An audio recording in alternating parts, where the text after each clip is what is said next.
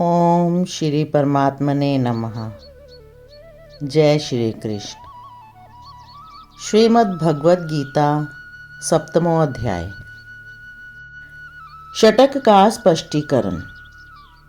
श्रीमद् भगवद गीता के 18 अध्यायों में यद्यपि कर्मयोग, भक्ति योग और ज्ञान योग के क्रम से 6 अध्यायों के 3 षटक माने जाते हैं, परंतु इसका अभिप्राय ये नहीं है कि इन षटकों में केवल एक ही योग का वर्णन हो और दूसरे की चर्चा ही ना आई हो। जिस षटक में जिस योग का प्रधानता से वर्णन होता है, उसी के अनुसार उसका नाम रख लिया जाता है। पहले षटक का प्रथम अध्याय तो प्रस्तावना रूप में है। उसमें तो इनमें से किसी भी योग का विषय नहीं है। दूसरे में 11वें से 30वें श्लोक तक सांख्य योग अर्थात ज्ञान योग का विषय है। इसके बाद 39वें श्लोक से लेकर तीसरे अध्याय के अंत तक प्रायः कर्म योग का विस्तृत वर्णन है। चौथे और 5वें अध्यायों में कर्म योग और ज्ञान योग का मिला हुआ वर्णन है तथा छठे अध्याय में प्रधान रूप से ध्यान योग का वर्णन है। साथ ही प्रसंगानुसार कर्म योग आदि का भी वर्णन किया गया है। इस प्रकार यद्यपि इस षटक में सभी विषयों का मिश्रण है, तथापि दूसरे दोनों षटकों की अपेक्षा इसमें कर्म योग का वर्णन अधिक है। इसी दृष्टि से इसको कर्म योग प्रधान षटक माना जाता है। 7वें अध्याय से लेकर 12वें अध्याय तक के बीच के षटक में प्रसंगवश कहीं कहीं दूसरे विषयों की चर्चा होने पर भी सभी अध्यायों में प्रधानता से भक्ति योग का ही विशद वर्णन है। इसलिए इस षटक को तो भक्ति प्रधान मानना उचित ही है। अंतिम षटक में 13वें और 14वें अध्यायों में स्पष्ट ही ज्ञान योग का प्रकरण है। 15वें में भक्ति योग का वर्णन है। 16वें में दैवी और आसुरी संपत्ति की व्याख्या है। 17वें में श्रद्धा, आहार और यज्ञ, दान, तप आदि का निरूपण है और 18वें अध्याय में गीता का उपसंहार होने से उसमें कर्म, भक्ति और ज्ञान तीनों ही योगों का वर्णन है और अंत में शरणागति प्रधान भक्ति योग में उपदेश का पर्यवसान किया गया है। इतना होने पर भी यह बात तो माननी ही पड़ेगी कि ज्ञान योग का जितना वर्णन इस अंतिम षटक में किया गया है, उतना पहले और दूसरे में नहीं है।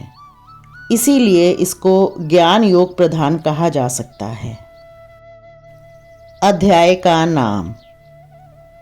परमात्मा के निर्गुण निराकार तत्व के प्रभाव, महात्म्य आदि के रहस्य सहित पूर्ण रूप से जान लेने का नाम ज्ञान और सगुण निराकार एवं साकार तत्व के लीला, रहस्य, महत्व, गुण और प्रभाव आदि के पूर्ण ज्ञान का नाम विज्ञान है। इन ज्ञान और विज्ञान के सहित भगवान के स्वरूप को जानना ही समग्र भगवान को जानना है।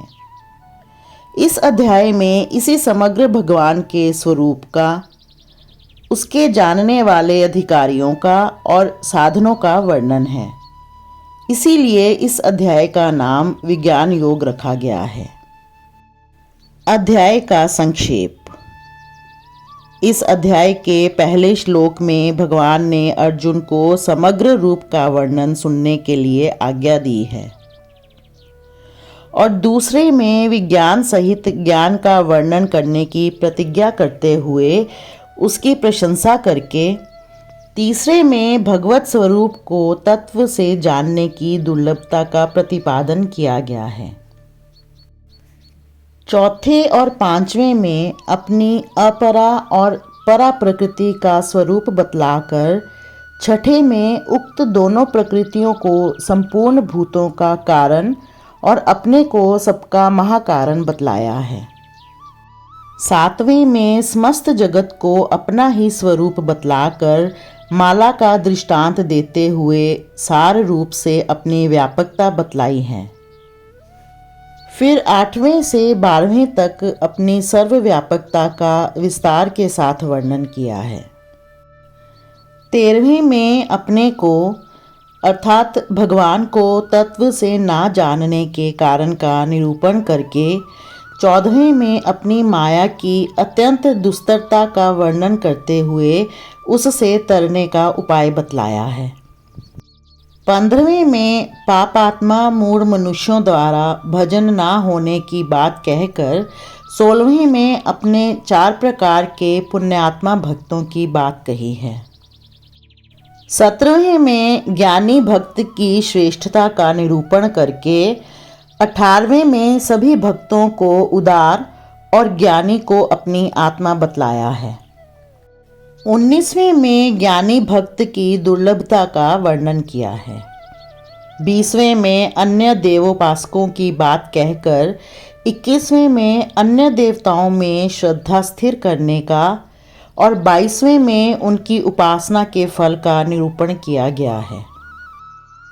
23वें में अन्य देवताओं की उपासना के फल को नाशवान बतलाकर अपनी उपासना का अपनी प्राप्ति रूप महान फल बतलाया है।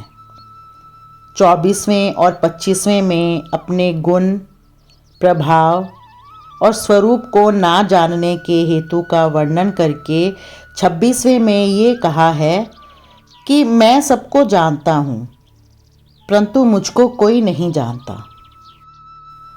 27वें में ना जानने का कारण बतलाते हुए 28वें में अपने को भजने वाले दृढ़व्रती श्रेष्ठ भक्तों के लक्षणों का वर्णन किया है। तदनंतर 29वें में भगवान का आश्रय लेकर यत्न करने वाले को ब्रह्म प्राप्ति होने की बात कहकर तथा 30वें श्लोक में अपने समग्र स्वरूप को जानने की महिमा का निरूपण करके अध्याय का उपसंहार किया है। संबंध 6ठे अध्याय के अंतिम श्लोक में भगवान ने कहा है कि अंतरात्मा को मुझ में लगाकर जो श्रद्धा और प्रेम के साथ मुझको भजता है वह सब प्रकार के योगियों में उत्तम योगी है। परंतु भगवान के स्वरूप, गुण और प्रभाव को मनुष्य जब तक नहीं जान पाता तब तक उसके द्वारा अंतरात्मा से निरंतर भजन होना बहुत कठिन है। साथ ही भजन का प्रकार जानना भी आवश्यक है। इसलिए अब भगवान अपने गुण प्रभाव के सहित समग्र स्वरूप का तथा विविध प्रकारों से युक्त भक्ति योग का वर्णन करने के लिए 7वें अध्याय का आरंभ करते हैं और सबसे पहले 2 श्लोकों में अर्जुन को उसे सावधानी के साथ सुनने के लिए प्रेरणा करके ज्ञान विज्ञान के कहने की प्रतिज्ञा करते हैं। जय श्री कृष्ण।